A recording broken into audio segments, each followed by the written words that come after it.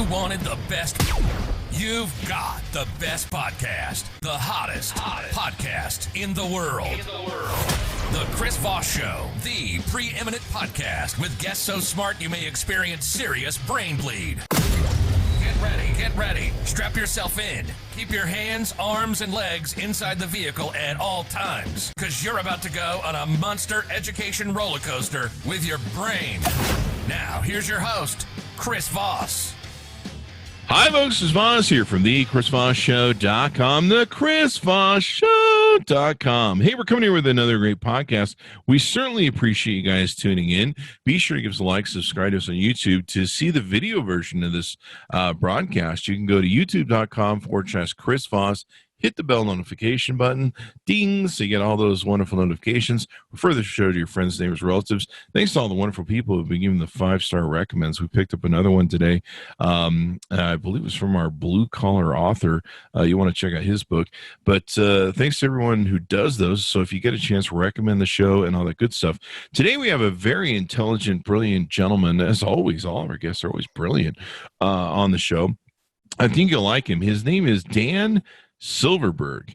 Dan is the evolutionary entrepreneur and CEO and founder of One Inside to Thrive, an evolutionary global education academy with courses serving people from all over the world to emerge into who they truly are.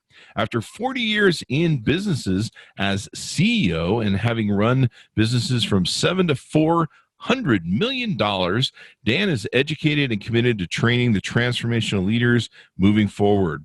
Dan is a transformational teacher, leader, speaker, and educator, coach, visionary. He's also the creator of Personal Power Masterclass 2020, a transformational course of personal empowerment, influence, and persuasion. Dan's mission is to democratize and scale knowledge around the world to the advantage of others, creating a world where everyone can thrive. As a lifelong learner and more than 40 years of personal development and men's work, Dan creates this as the source of his own growth, success, impact, and development. So welcome to the show, Dan. How are you doing today? I'm doing awesome, Chris. Thanks for having me. Awesome sauce. So give us the .coms where people can take a look at your website on the interwebs. Yeah, so you can do bit.ly/1 Insight to Thrive, or you can reach out to me directly at dan@oneinsighttotthrive.com.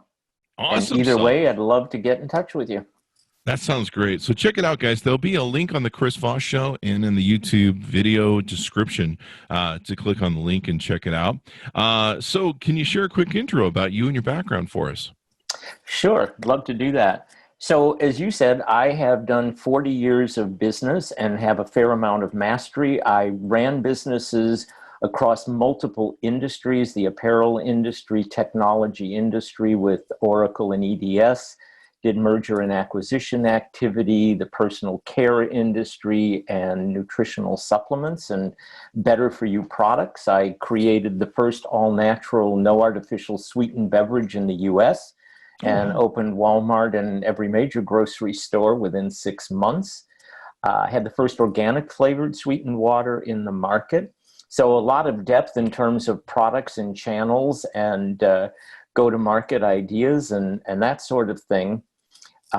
When I look at my genius and what I really want to do with others is to have them step into theirs.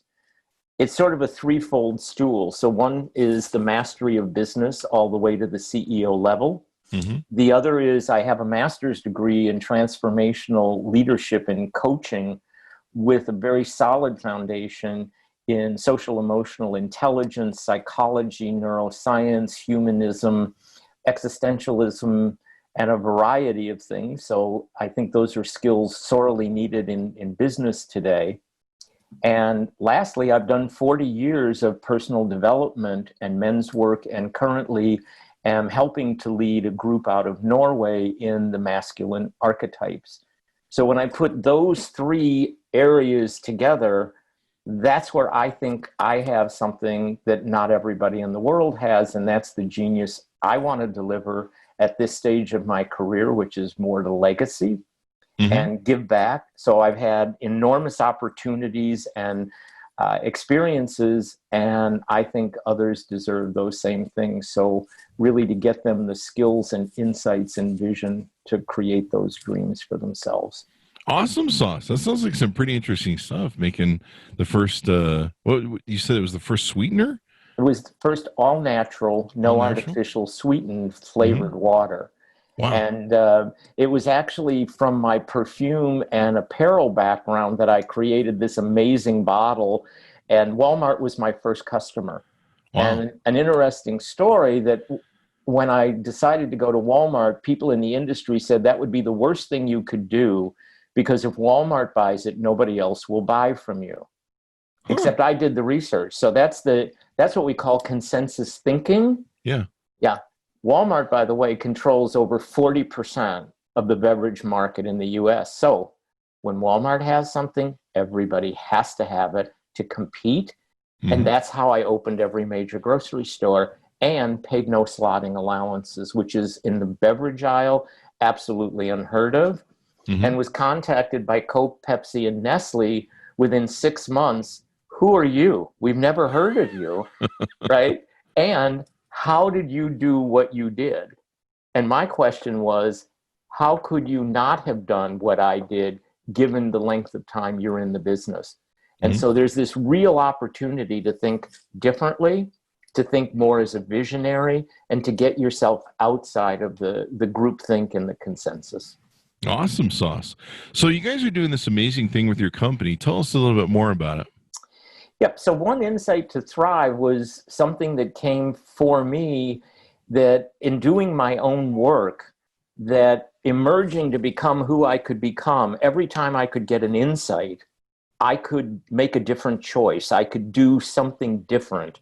I could put a toe in the water. I could experiment. And that's how I got to mastery. Is I kept experimenting. I kept living my life as an adventure. Life is about expansion. And for a lot of us, we live more in fear and anxiety and, gee, what happens if I make a mistake? And so one of my heroes, Buckminster Fuller, said, the more mistakes I make, the smarter I get. And so I took that. So that was an insight. And what that allowed me to do was take more risk, right? And that's how I got some great assignments, because I was willing to take the risk. So the more mistakes you make, the more you're like, well, we know that doesn't work. Yeah. But also you find out what does work. And if you do more of what works quickly and get out of more of what doesn't quickly, better outcomes can show up. Most definitely. Yeah. And why are you doing this now? Well, I'm doing it now because I'm 70 years old. You're looking good. You don't look 70, man. You look like 40. Okay, so thank you. There's two kinds of people in the world, Chris. There's those who dominate and those who are dominated, right? And there's those who give headaches and there's those who get them. I think you can probably tell from my warrior which ones I am. There we right? go. And then the other thing about emerging to your next best version of yourself is your own respect. So what addictions do you have? Are food your addictions? Is porn your addiction? Is looking at your phone every 7 minutes your addiction? And so we actually get to understand our yearnings. And when we get to our yearnings and we fulfill those, the addictions drop away. So I eat really well. I take care of myself. I exercise. I am my own, best influencer. So I like working with people so that they can get these same kind of outcomes. Boy, it sure sounds like you got it together, Dan. I need to go to your seminar here. You've said in the past these are the greatest times in history. Let's talk a little bit more about what you mean by that. Yep. So for me, I've always thought if I was going to live in another time, the time I'd want to live in would have been the Italian Renaissance. This was the time of Michelangelo. This was the time of the great painters. This was the time of art and expression and just high creativity.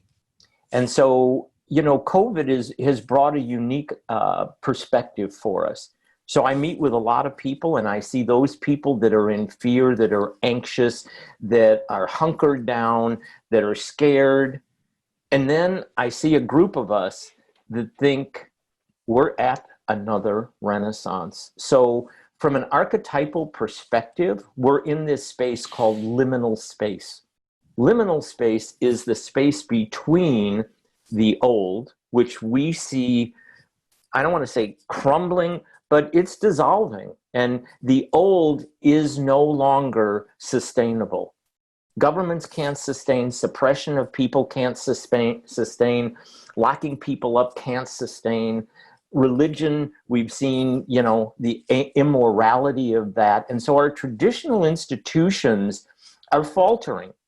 And what I believe is happening with COVID is we all now have time for ourselves.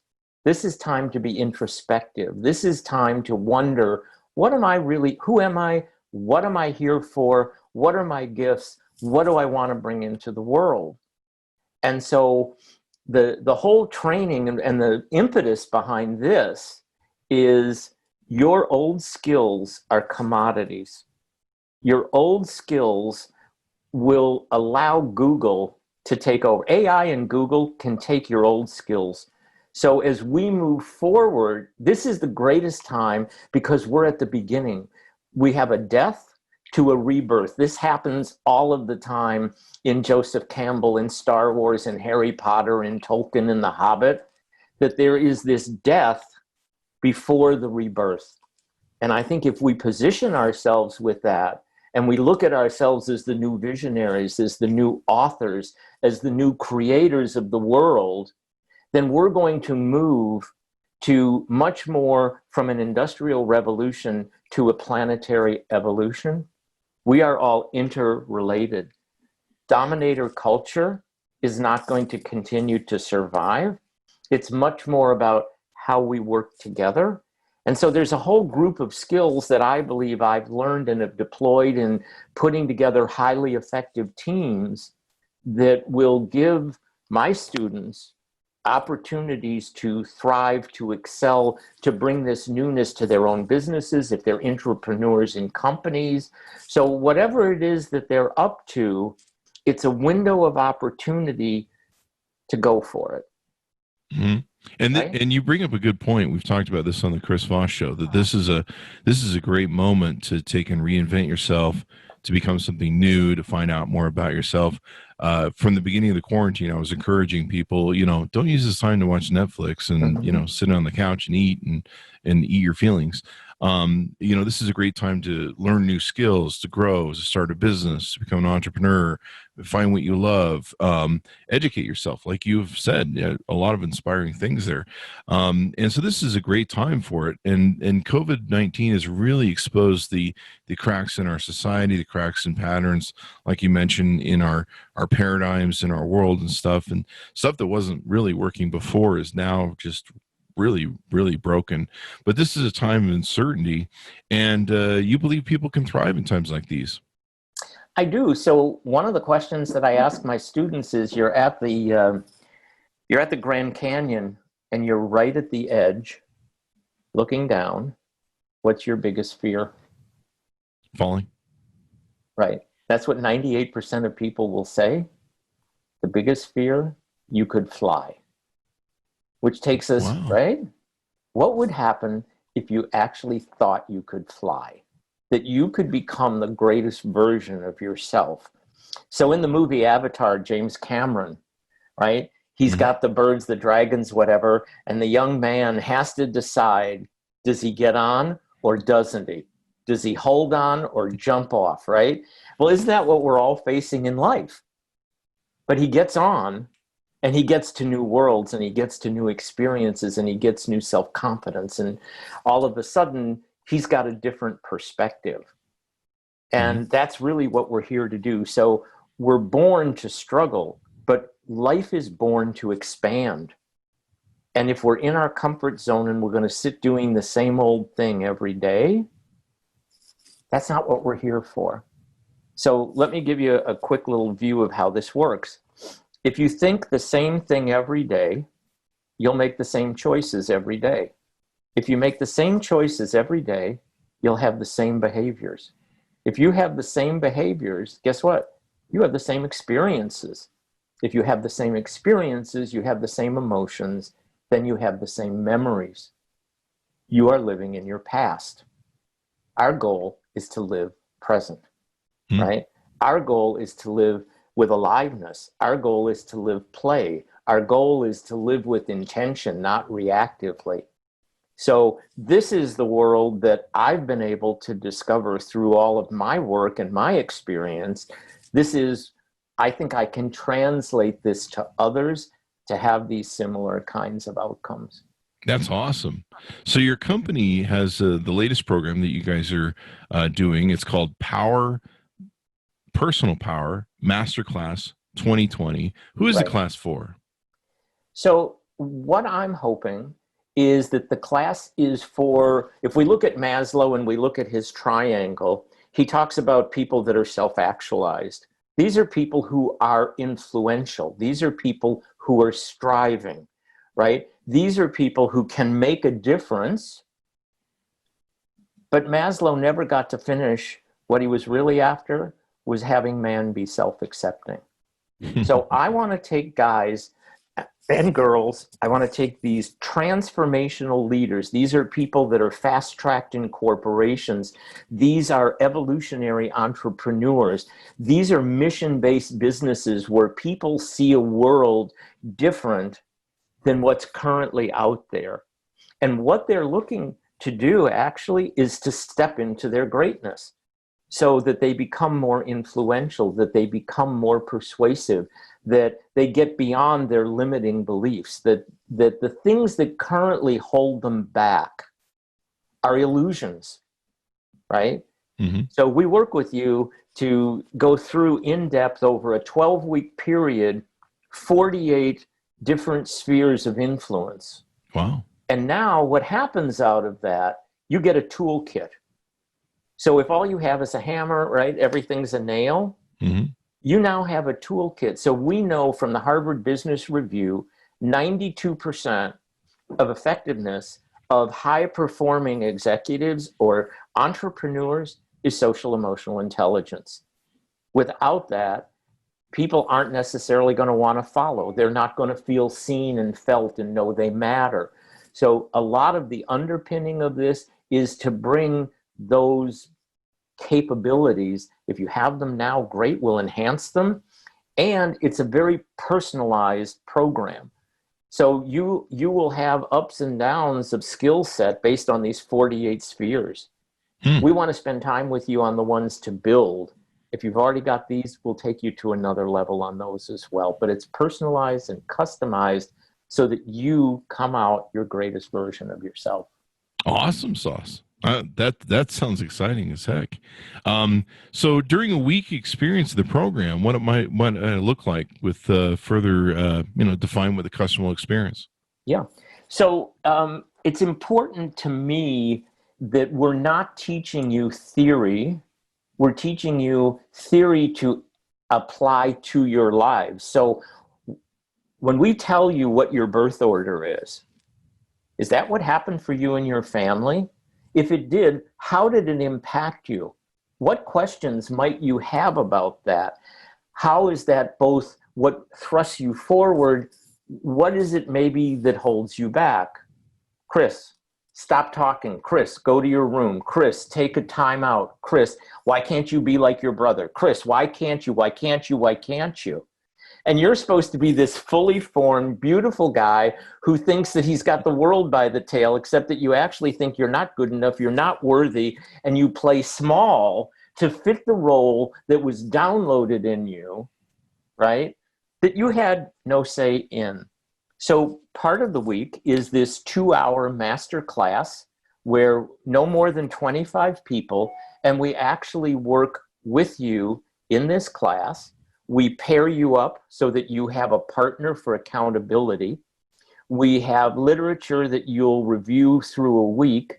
There will be weekly assignments. You'll have worksheets to keep track of and make accountability. And then we'll also have what we call power circles. And during that week, there'll be a working environment. And if you want to come and you want to ask questions, get more coaching, you want to talk with others in the group. So in a way, it's sort of a power circle and a mastermind combined. Mm-hmm. So this is who it's for. It's for people who are dynamic already and know that there's things missing that if they could fill in will absolutely catapult them. Mm-hmm.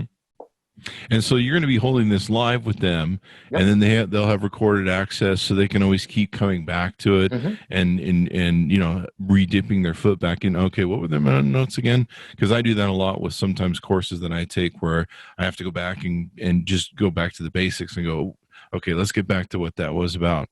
And Right. so it sounds pretty exciting. People are unable to unlock their power and influence in the world, and this is going to be pretty interesting that you've got going on. The 48 skills thing is pretty interesting over a 12-week program, because that's a lot of skills. And, you know, people have so many issues today, like you talk about. They're not present. You know, I remember struggling with that a few years ago, where I just didn't feel like I was even aware of anything in my life. Mm-hmm. I had so much muck going on in my head with, you know, thinking about all the silly stuff that doesn't even matter.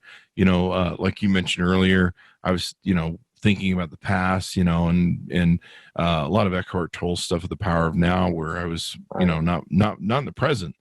And I would just fight to be like, I don't feel like I'm accomplishing stuff, because you get locked in this thing. And like you say, if you do the same thing or think the same thing, you get the same results. So you've got to change it up and redirect your life and stuff.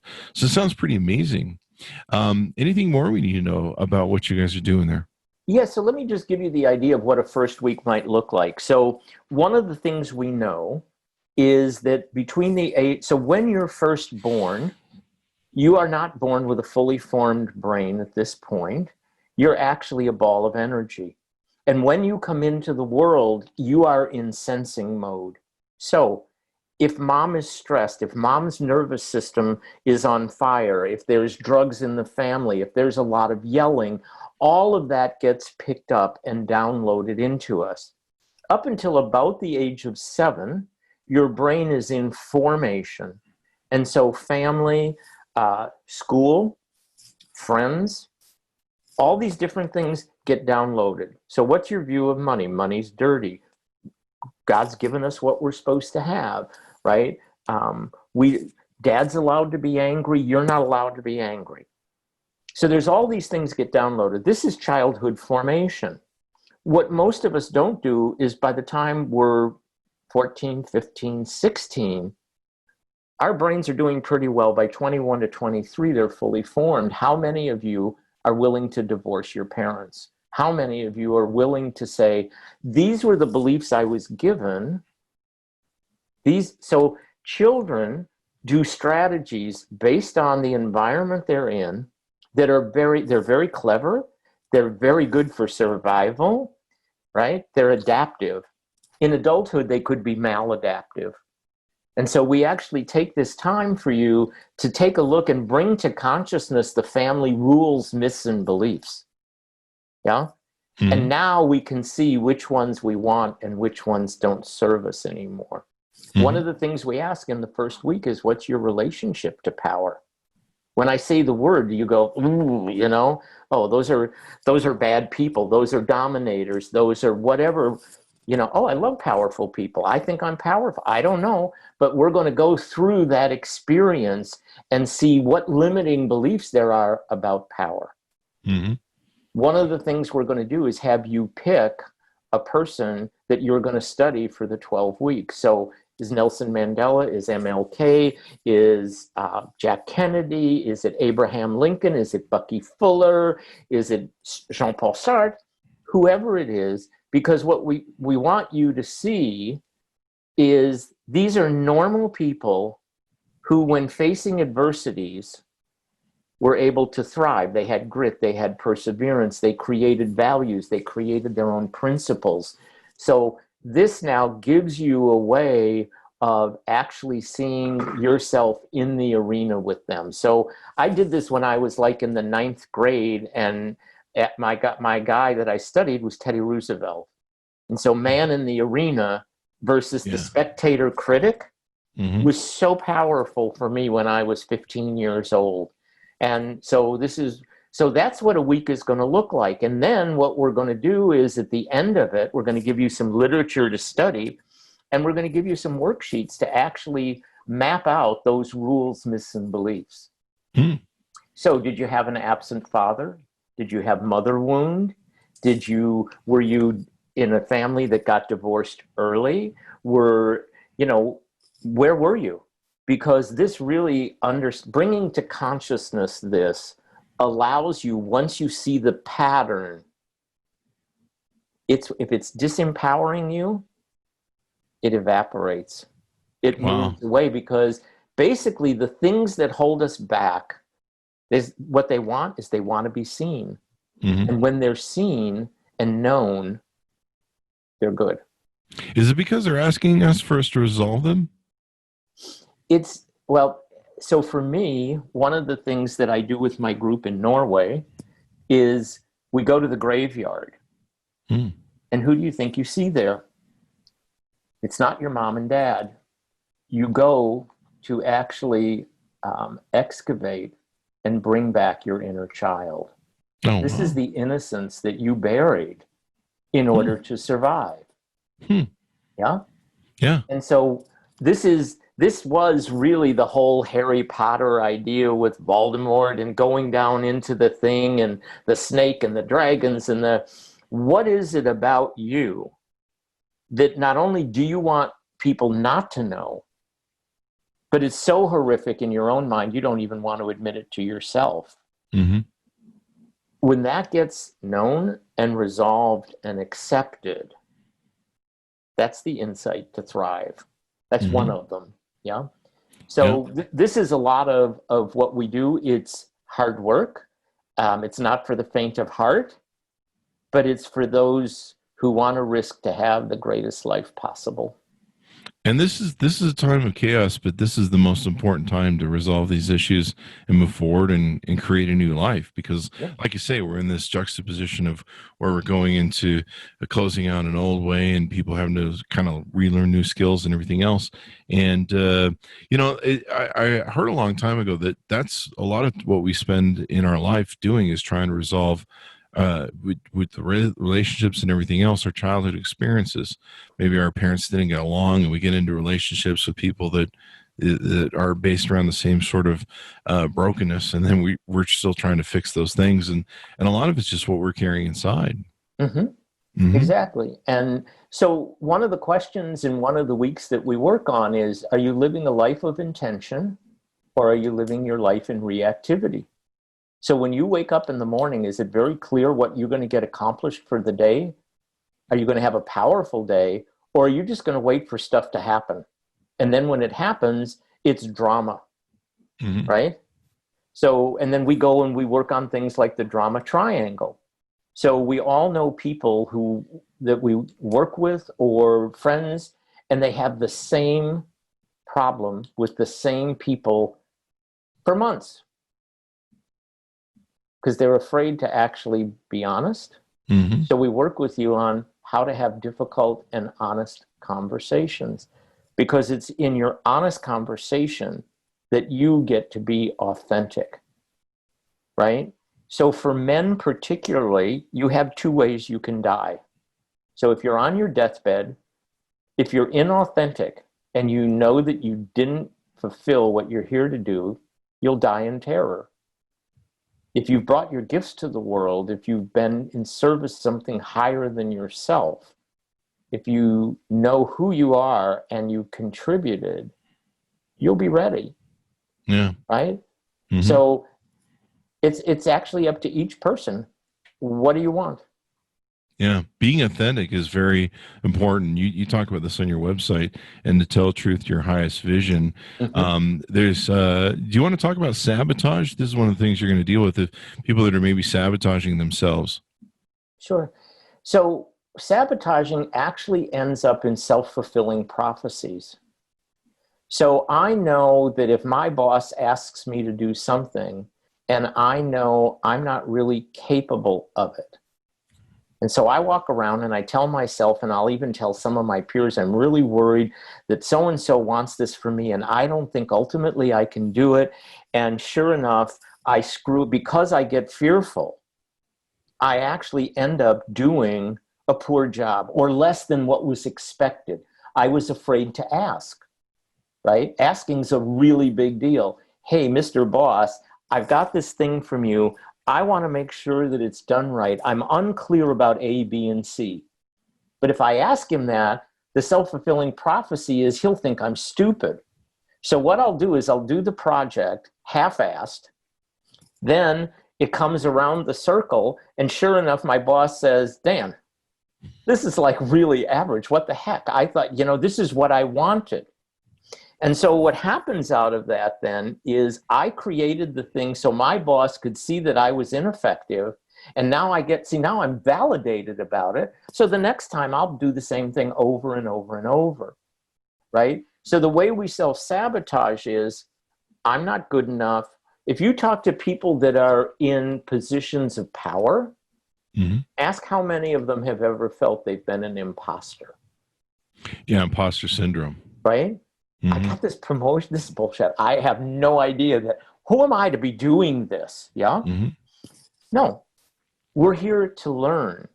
So one of the things about that is now missing in our education, we don't have a high enough bar for our kids. We don't set a standard high enough that they're capable. So if you work with a child and you just put some scaffolding in place, not the whole house, a little bit of scaffolding, those kids can do physics. And Bucky Fuller, one of my heroes, was teaching his daughter physics when she was 7 years old. Wow. Because he believed she could do it. Yeah.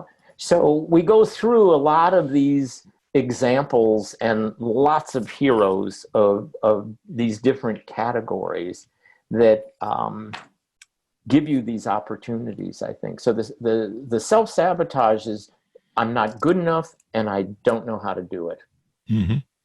You're more than worthy. And if you know how to ask for help, you can do far more than you're willing.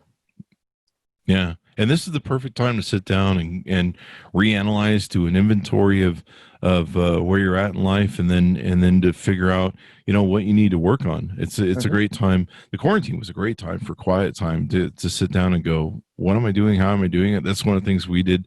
One of the things I encourage you to do on the podcast. I was telling people, use this time wisely. I had to go through a lot of this same sort of crisis in 2008, 2009 during the recession back then. And there's ways to deal with this and get through it and build a better person and come out of it the other side, like you say, powerful and present and resolving a lot of the issues that you've been carrying around. And people carry around their baggage like all their life, right?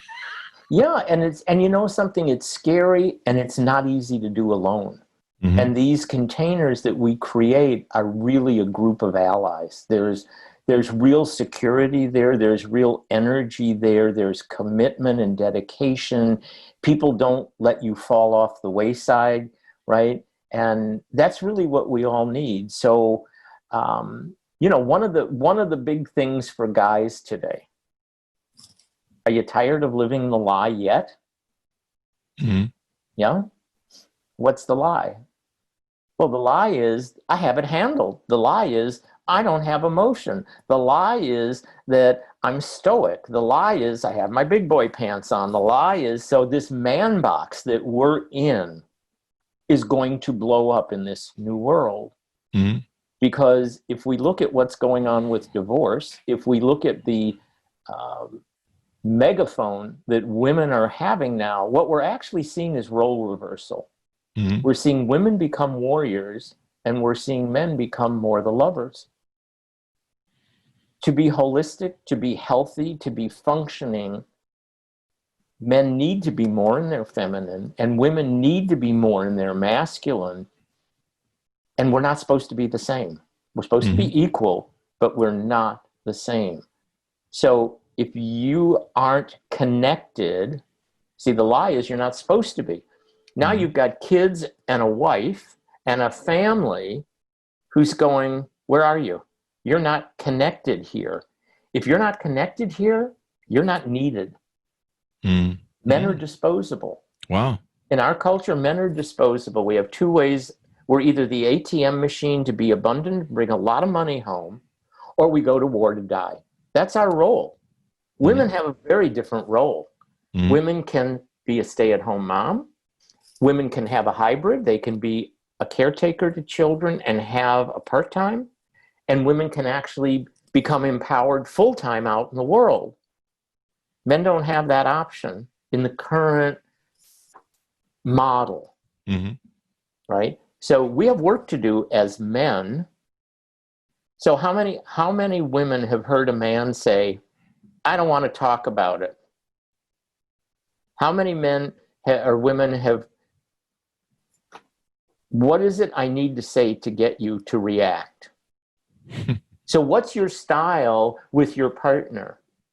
Is it high anger and a loud voice? Is it I go to silence? Do I walk away and I hope it'll go away and come back later? These are not great skills to connection. This is not great social emotional intelligence. So for us, what we want now is to become more authentic. We need to be more in our feelings. We don't need you as our wives to save us. But for a woman, the worst thing that can happen for a man is to fall off the white horse. So the whole model for us as men is a mess. Yeah. This is a chance to rewrite that script. This is a chance to be whole. This is a chance to be complete. This is a chance for us. So Carl Rogers, who's another one of my heroes, basically said that what we're all looking for is to be accurately seen in the here and now with positive regard, consistently and unconditionally. Can you love your kids unconditionally? Can you get the distinction, right, between bad behavior and I'm bad? So men grow up in shame, right? Ask them what their fathers were like. Ask them what their grandfathers were like. Most of them were depressed, angry, unemotional, right? Stoic. That's the world they grew up in. We have that DNA in us. Yeah. This is a time for us to chart a new path. And a lot of the skills that we teach will get you more in touch, again, who you truly are and how you can emerge moment by moment. Yeah. That's really powerful. I mean, a lot of fathers disconnected. You and I probably grew up in the age where, we were taught men don't cry. We're cut off emotionally. We just power on and carry the the man on the white horse, like you said. And yeah, men are having a hard time figuring out what manhood is again, and the balance and how do we keep from being the bull of the china shop, where we're just upsetting everybody and everything. And yeah, a lot of fathers really struggle to be connected with their children, and you get so busy. Like I've had friends that they've gotten divorced that they're so focused on making money and bringing home the paycheck and trying to do that, and then tune out when they come home, that they miss it all, and they don't understand. There has to be that a balance, and even as men, we tend to hold everything in. We just go, we'll just keep on trucking, and I even get chided by that with women in my life where they're just like, you just put it behind you, and you just keep just making your mess. And so yeah, it's really important people learn these things. I like the idea of the coaching of what you guys are doing, and having the group think there, because and people advise you and watch you and help you, because a lot of people don't realize their scotomas or their blind spots. You don't see them. You don't see outside of your own box a lot of times. And so it really helps to have people give you advice and to coach you, because they can go, hey, that thing you do. And you're like, what thing did I do? I didn't know I did that thing. And like, no, you did that thing. And then you go, oh, well, I had no idea. And so they help you coach through those things. And a lot of people's lives are like that. They've been living with their blind spot for so long, or their scotoma, where they don't even recognize it anymore. And once you have somebody point that out to you or help you in group settings like this, you can help resolve your issues. Yeah, thanks. Well, and it's one of the great things is that if I'm working with you and there's 7 other people, even though I'm working specifically with you, everybody's relating to their own life, their own story, and they're all doing their work. So each person who's contributing really contributes to the entire group. Mm-hmm. So what you're talking about really are false selves. So what are the masks that you wear? And so we all have a public persona, we have a private persona, and then we have that persona we don't even want to admit to ourselves, right? So I, in my work, I actually grew up at the knee of an expert on how to deflect, obfuscate, and be defensive. Mm-hmm. I have a PhD in it. I actually have more than a PhD in it. I can do it at such a high level. And so in my schoolwork, my assignment for a year, because I'm what they call a smart rat, so I don't give up easy. So for a year, everyone in my school was allowed to say whatever they wanted to say to me, and I couldn't defend any of it. Wow. Not a thing. And then find the kernel of truth in what was said, and then get to the humor of it. Now, I think I'm a quick study. 7 months before I could even start to think what they were saying was humorous. Yeah? But what's interesting out of it is the things that you think you're most hiding are the things that are most obvious to everyone else out there. Yeah? You can put that on a shirt. That's a great saying. Isn't that great? Yeah. So, well, I'll give you an example. So, a man is 27 years old and he goes to his mom and he says, "Mom, I'm gay." And you know what the mom says? I've known it the whole time, right? Yeah, I've just been waiting for you to tell me because I knew when you were 4. Yeah. Yeah.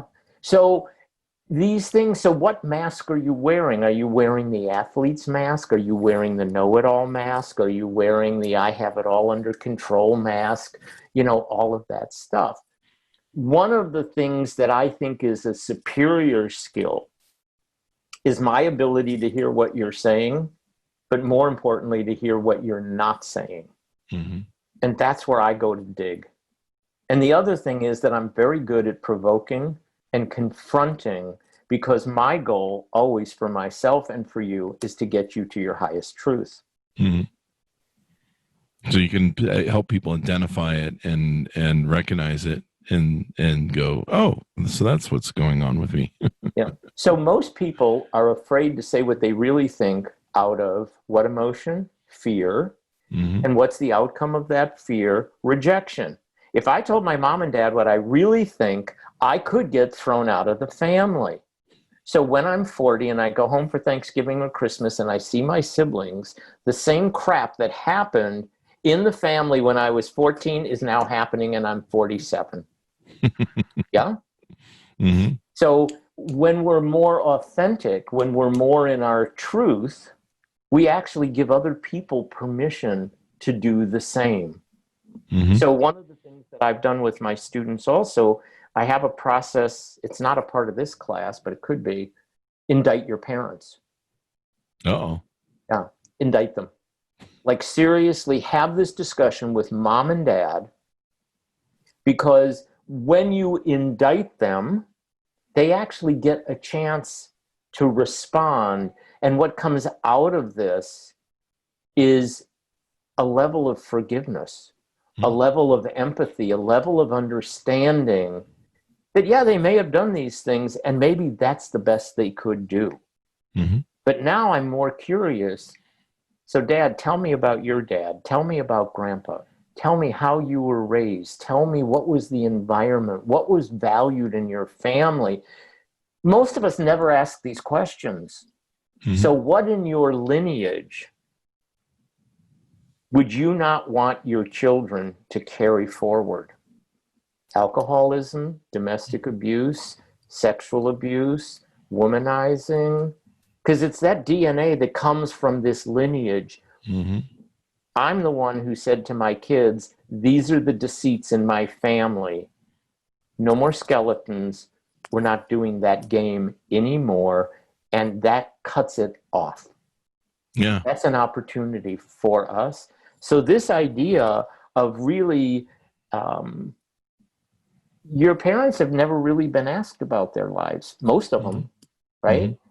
This gives them permission. You actually now get to know these people in a way that's not parent to child. It's actually peer to peer. It's adult to adult now. It's a scary game because they could say, we're done. You have to leave now. You're out of the will. And I would say, thank God, because now I actually am who I am. Yeah. But if it's done with grace and elegance and goodwill and caring, you'd be shocked at the outcome that comes and the release that happens for these men and women to really step into who they are with acceptance. Yeah. And I affirm that. I agree with that totally. I know that in talking to a lot of parents, we come from an age back in the Great Depression. Of course, that had some psychological aspects to parents and people that were born and raised in that era, on what their fears are and what their struggles are. A lot of people that came from the Great Depression, they were always worried about happening again and going broke. And then back then, we were kind of a different society too. And a lot of that emotion was cut off. I mean, even going back even further, people were just trying to survive, and a lot of times just being together and married was more of a survival thing than it was like a convenient thing where you're like, well, I think we should get married and or maybe we shouldn't. And so it seems to me that it's generationally, more and more we're becoming better connected with ourselves and understanding ourselves, where, even with my parents or grandparents, they were just like, just do it and just get through it. Yeah. I don't know what you're thinking about it. And then, you have parents that experience alcoholism from their parents, and that's really emotionally damaging and crippling to a child, because they carry it through the rest of their life. And until they resolve these issues, the impact on them is horrendous. Yeah, exactly. And so, what's interesting is that we call men who are stoic, who aren't emotional, who aren't in their feelings, who aren't embodied, you know what we call them? We call them the greatest generation. That's true. Yeah. Isn't that unbelievable? Yeah. They were the greatest generation because they went to war, and what that cost was significant. And so that DNA is within us. And so one of the things that we're going through now with COVID is what I see as this global trauma. We have the global trauma of Nazism. We have the global trauma of genocide in Africa. We have the global trauma of slavery and what we did to Native Americans here. We have the trauma in Australia with the indigenous people and in Brazil, right? And there is this collective consciousness. In point of fact, we are all actually connected. And so there is this opportunity for healing. So one of the things we know from science is that the 5 people closest to you create what they call mirror neurons. Yeah. So if you look at any particular subset of people, you'll see that they all kind of react alike. They all kind of look alike.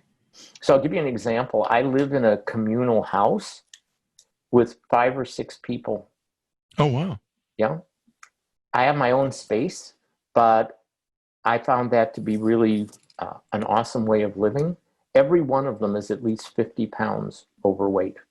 Do you know what it takes for me not to be 50 pounds over? It's enormous, because I get invited to dinners and the food's fantastic. And, there's alcohol and there's all this, but that's not who I want to be.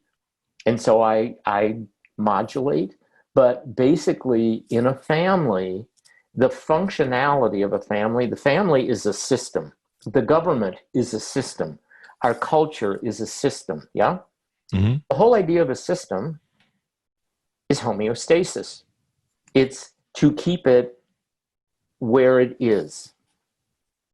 I don't know what your politics is, and I don't really care, but if you want to know what's going on in our current political world, it is the rejection of homeostasis and what a system will do to keep it stable. Mm-hmm. Yeah, I don't want to go into personalities or any of that because it's not even interesting to me. What's interesting to me is to see to what depth the system will go, right? The quote deep state, the quote intelligence agencies, the media, Hollywood, the universities, all of these are a part of our ecosystem. Mm-hmm. What's interesting is what are each of them doing to keep their space, to keep their sovereignty, to keep their stability and safety. That to me is what's interesting about what's going on now. And what we're seeing is that the more this dissolving is happening, the more intense their anger, their outreach, this is why it's an exciting time. The systems to be able to keep surviving, keep operating their systems. Yeah. You're going to see it get a whole lot worse about trying to keep it. Ultimately, it's not going to survive, but it's not going to go down easily. So in a family system, you have a couple of siblings, right? Chris is the good boy. John, therefore, that role is taken. He becomes the bad boy. Julie is the baby of the family, and she becomes needlessly helpless because she's the baby and everybody wants to do everything for her. Dad's the only one that can be angry. Mom is the only one allowed to cry. Mm-hmm. Now, that's 5 roles that I just laid out. To the extent that you can play all of those, that you can at point be the bad guy. At point, you're allowed to be emotional. At a point, you're allowed to swear and say, I'm really angry. That is the degree to which a family is functioning. Mm-hmm. Yeah. So again, these are all skills that if you have this awareness now, if you have this capability now to recognize moment by moment where you are, what you're feeling in your body, what emotion is catalyzing you, now between stimulus and response, there's a choice. This is the existential principle. You say something to me, I'm offended, I react, I get angry, I come back at you right away, and that just cost me my job because you're my boss and you didn't appreciate me doing that. Yeah? So between stimulus and response, could I just breathe and grab a sense of what's going on with me? What you said is not what triggered me. What triggered me is that what you said happened. If I keep tracking it back to my previous life and experience, I will find where that actually came out of. Wow. Right? That's just amazing. So now I, instead of being reactive, are intentional. You say something to me and I'm offended, or you hurt I hear this all the time. He hurt my feelings. I'm not in charge of your feelings. You're in charge.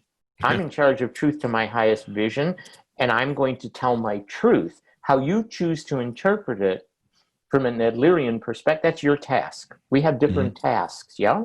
Mm-hmm. So what I said to you, you're offended, but when I said that to Joe, he just laughed because his wounds aren't where your wounds are. Mm-hmm. So we work with you on what triggers you. Mm-hmm. What triggers you are the disowned parts of yourself. The disowned parts of yourself. I like that. Yeah. So how do we know this? Well, one of the movies we all watch as kids is The Wizard of Oz. Yeah. Mm-hmm. Yeah. So that's Dorothy. So Dorothy goes to Auntie M, and Auntie M goes, hey, there's a tornado coming, and I'm busy, and I'm counting chickens, and I'm doing. And Dorothy goes, I'm rejected. I'm hurt. And so she goes into her own mind, and as she goes down the yellow brick road, who does she meet? She meets the Tin Man who doesn't have a heart. Mm-hmm. Guess what? That's the integration of her having a heart of compassion and empathy and understanding. And the lion who doesn't have courage, and she now has courage to walk further into the thing, right? And now she gets to the wizard, and she realizes, I want to go home. And she goes home integrated in her fullness. Wow. And so life now is over the rainbow because she's integrated all these disowned parts. Isn't that beautiful? I never. No, that totally went by me in that movie. Yeah. Well, so but that makes sense. Yeah, totally. So I'm an English major, so it's either archetypal or it's sexual. So this may be a family show, so we're going to do archetypal. Okay. But these are the things that, we look at. So in the hero's journey, right? We know that we sit in this eternal city of slumber. This is us doing the same thing every day. This is us asleep. This is us, in our addiction. This is us just blah.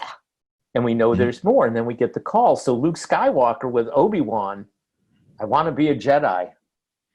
Great. That's the call. So Obi-Wan, what does he say? No problem, dude. I'll do it. What does Luke do? I'm not ready. He refuses the call. We always refuse the call, right? Because it's uncomfortable. It's unknowing. It's uncertain. What could happen?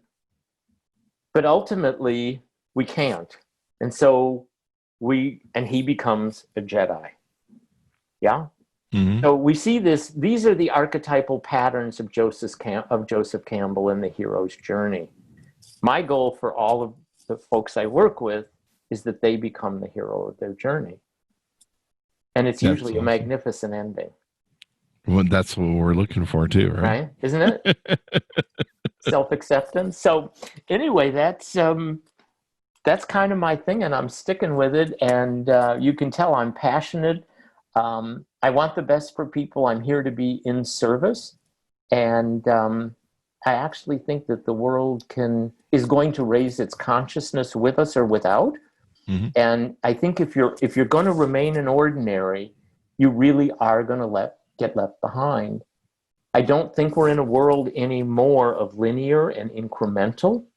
I think we're actually in a circular world of exponential and quantum.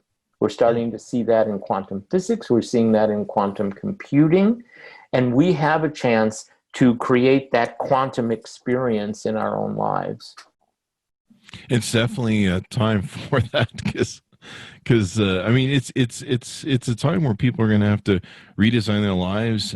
Everything, like you say, a lot of things are being disrupted. A lot of things they're going to be fading out of our lives.